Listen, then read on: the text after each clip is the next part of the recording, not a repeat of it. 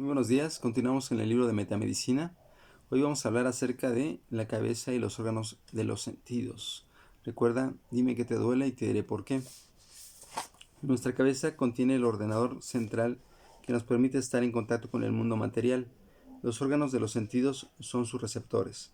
La cabeza representa nuestra autonomía, pero también nuestra individualidad a través de nuestra cara y nuestra espiritualidad porque contiene los centros de energía, chakras superiores con los que podemos asumir la maestría de nuestra vida y tomar conciencia de nuestra naturaleza divina.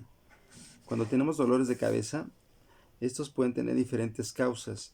Pueden ser de corta duración y estar causados por pensamientos hiperactivos o por una gran tensión que creamos al querer comprender todo.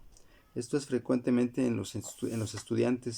También puede que queramos encontrar por nosotros mismos la solución a un determinado problema, en lugar de pedir ayuda a alguien. Podemos sentir que el intenso dolor y tener la impresión de que nos va a estallar la cabeza. Este dolor de cabeza proviene casi siempre de emociones reprimidas.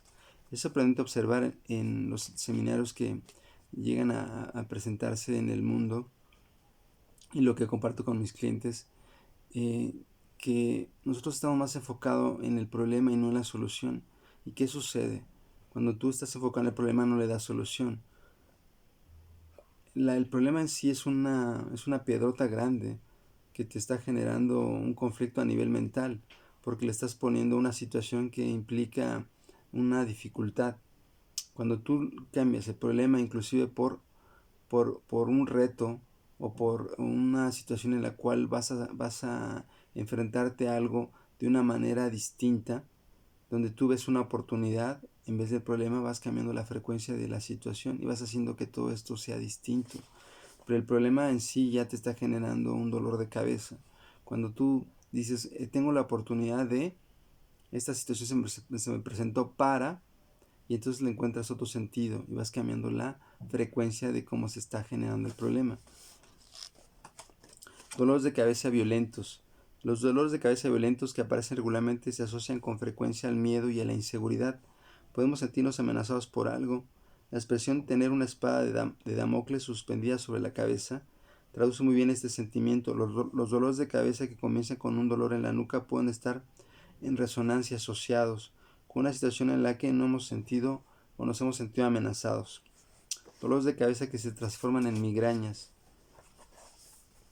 ¿Qué es lo que me hace sentir inseguro o me crea tensión? ¿De qué tengo miedo? ¿Tengo dificultad para expresar mis necesidades o mis emociones? ¿Me he sentido amenazado alguna vez? Estas son las emociones que van generando que se presente este dolor agudo en tu cabeza. La migraña. La migraña es un dolor intenso que afecta a un solo lado de la cabeza. Aparece como un ataque y va acompañado de náuseas y a veces vómitos. Las migrañas manifiestan un sentimiento excesivo respecto a una situación en la que no hemos podido sentirnos forzados o amenazados. Las náuseas y los vómitos indican que rechazamos una situación y puede tratarse de la condición femenina. La migraña aparece entonces durante el periodo menstrual, de la sexualidad respecto a experiencias sexuales mal vividas, de una situación de impotencia vivida en la infancia. En este caso, la migraña se manifiesta cada vez que nos sentimos obligados a ir a un sitio o a hacer cosas que no tenemos ganas de hacer y de hecho de tener más privilegios que las personas que amamos y que consideramos en desventaja con respecto a nosotros. La migraña puede expresar una culpabilidad de vivir. Cada vez que experimentamos alegría o placer hay como una vocecita en el fondo de nuestra mente que nos dice: no te mereces toda esta felicidad, ni siquiera deberías de estar aquí. Esta voz es de nuestra culpabilidad. La migraña destroza todo el placer que sentimos. Trata de pensar qué es lo que estoy rechazando, de qué me siento culpable. Me siento culpable de recibir más de la vida que de las personas de mi familia, de mi padre, de mi hermano o hermana. La neuralgia. La neuralgia es un dolor agudo e intenso con punzadas que recorren los nervios sensitivos o mixtos. Van acompañados de hormigueo, de una disminución de la sensibilidad en los nervios. La neuralgia puede estar relacionada con una emoción que no se quiere sentir. La persona se refugia en su cabeza en un intento de insensibilizarse de todo lo que la conmociona. Por ejemplo, los pensamientos que se van generando con la neuralgia es: he vivido alguna situación emocional que haya enterrado después y que ahora temo destapar. Me siento todavía culpable por alguna decisión que he tomado. Meningitis. La meningitis es una inflamación de los meninges, que son las membranas que rodean el cerebro y la médula espinal. Puede asociarse con la culpabilidad de vivir con nuestro nacimiento o de hecho haber hecho sufrir o enfermar a nuestra madre, o una situación en la cual una persona no se siente querida, no se siente amada.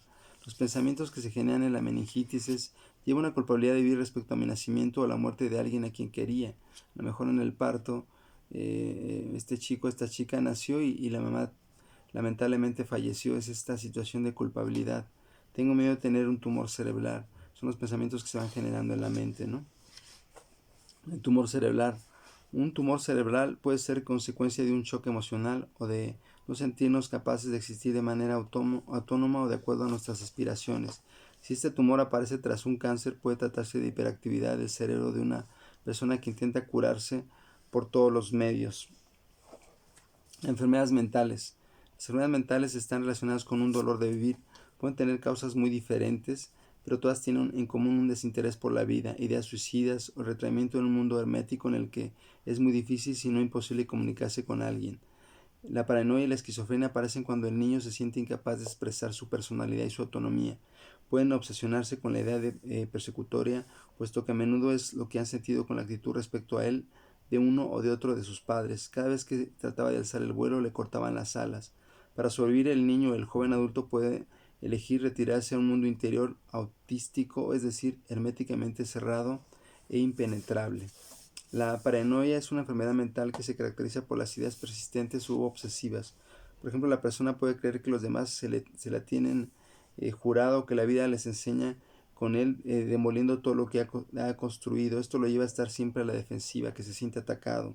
Su comportamiento, su lenguaje y su razonamiento no están alterados. Puede pasar por una persona sana. Por lo general está mejor dotada que el resto, hasta el momento en que sus divagaciones particulares, sus pensamientos, se convierten en el tema central sobre el que concentra toda su imaginación. La paranoia afecta con mayor frecuencia a personas de una extrema sensibilidad.